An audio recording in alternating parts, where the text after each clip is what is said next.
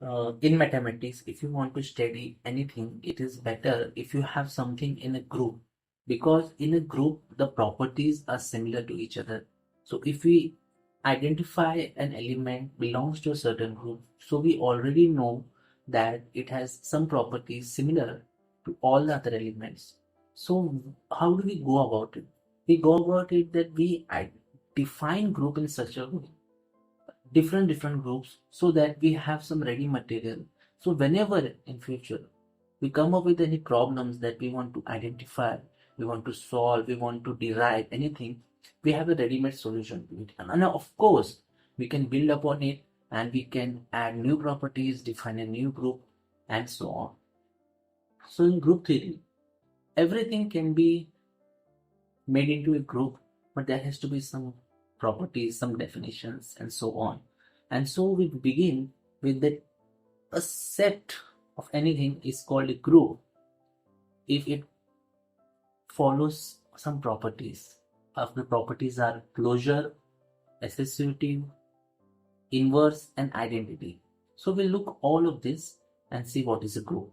Okay, so if you want to call a set of something, some numbers for example, group, so what does it mean? First, it should have a closure property, meaning imagine a set of numbers.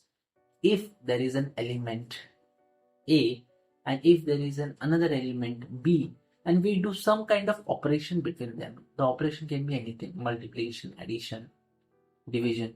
So it depends which you take.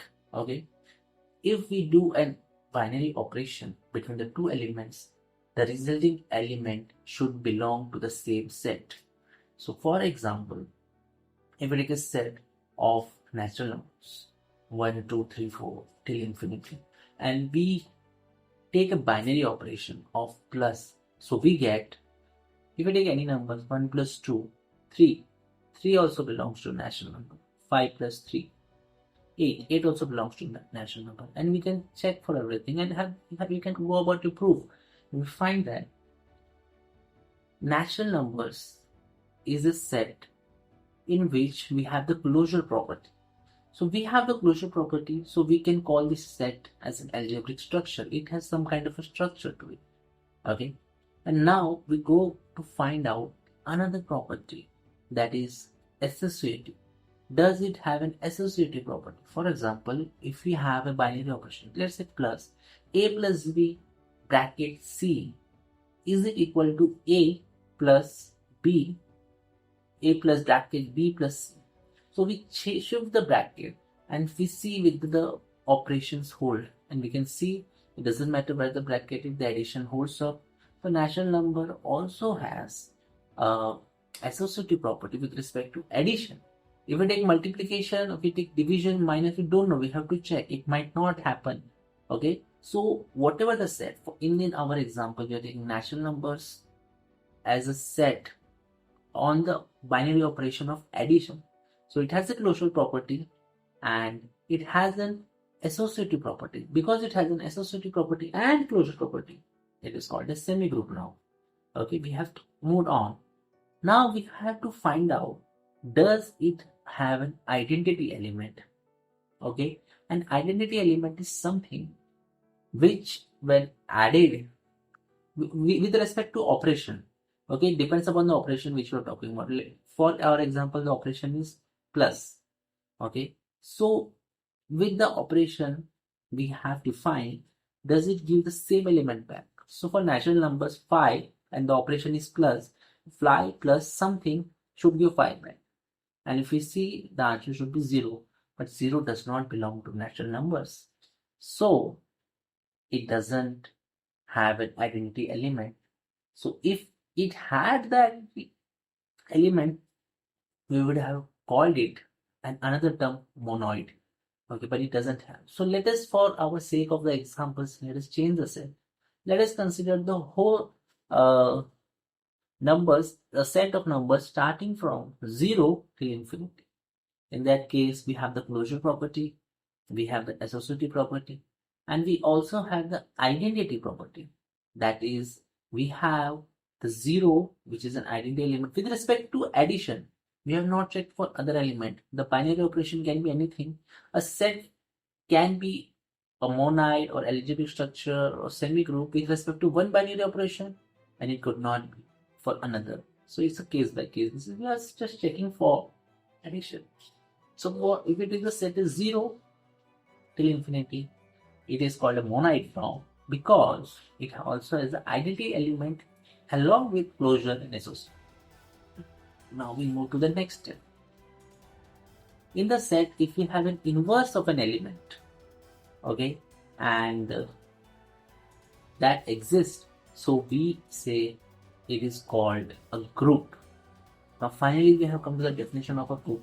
So for a set to be called a group, it should have the closure property, the associative property, the identity element should exist, and there should be an inverse of an element.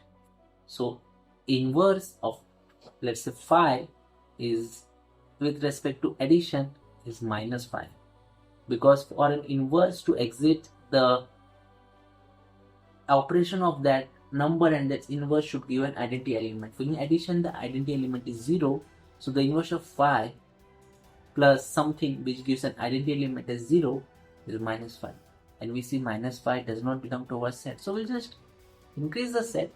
Let us consider the set as integers, negative number 0 all the way to the last number, and we see in respect to addition, we now have the closure property, we now have the associative property, we now have the identity of an element exists as 0, we have an inverse of the element, okay, and we have the inverse of 0 also. The inverse of 0 is 0, it gives 0, okay. So this set of integers is called group with respect to the binary operation addition. It might not be a group in another respect, and so on. And now we have seen the definition of a group. It should have a floor property, and we can call it a group over some binary operation. Now we extend it. You can define many groups with different properties and different things, and keeps on going. The list keeps on going. Depending upon what you want to study or what you want to prove, you can study that group and its properties and use it for further studies. So one such example is an abelian group. An abelian group is a group. So by default, if it is something is a group, then it has all the properties. If someone is declaring so, the closure property, the associative property, the identity element exists, there is an inverse element, and for it to be an abelian group, in addition to all these properties, it should have the commutative property. If it is a plus b, it should be equal to b plus c. The plus is a binary operation we have defined, so we are taking it. It can be any other operation. That's an introduction to the group theory, and we can expand this to almost anything. We can expand the shapes to abstract ideas, numbers, functions, anything. As long as you have all these properties, it's a group, and we can exploit this to our advantage. See you next time.